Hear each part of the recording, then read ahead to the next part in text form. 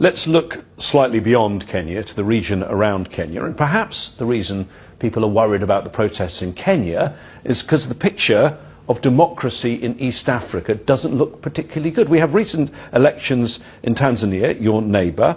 The president, Samia Suluhu Hassan, the winner, declared 97% support. That's like North Korea.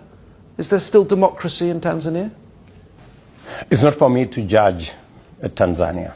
It is... It seems a bit fishy, 97%, doesn't it? Well, in a democracy, for example, in Kenya, you can never get 96%. So it's not a democracy anymore then? That is you saying. Every country have a way of them doing their stuff. But I think the primary thing is democracy is the best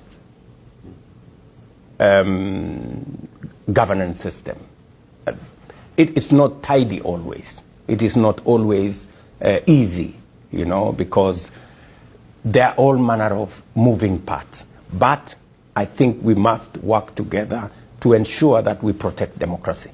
So look at one of your other neighbours, Uganda. So I think we should stick to democracy, and we must always give ourselves the opportunity to listen to the alternative view, to look at the alternative without injecting violence into the equation. So look at one of your other neighbours, yes. Uganda. Elections coming up very soon. President Museveni has been there for nearly 4 decades, and there were real questions about whether there were free and fair elections last time. His opponent, Bobby Wine, was under effective house arrest. How worried are you about those elections and whether they're going to be free and fair? Because this affects the climate of the whole region, does it not? I attended President Museveni's swearing in last election, and I think he got 57% of the vote. He didn't get 90. So I think there is room for us to work on democracy is work in progress. And I think it spans different, different stages. There are countries like Kenya that are way ahead. There are others that are catching up. There are others that are still not yet started. And we see it changing everywhere. We see, for example, in the West, people moving more right, others moving in the left, and everything in between. So there is a dynamic globally that is changing, and society is responding to different characters.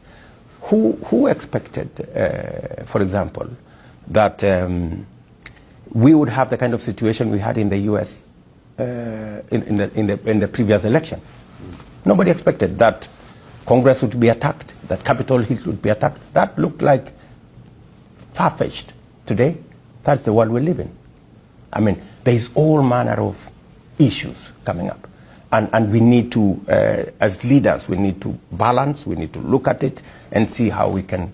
I want to raise some more of those issues on the African continent, moving to the Democratic Republic of Congo. You mentioned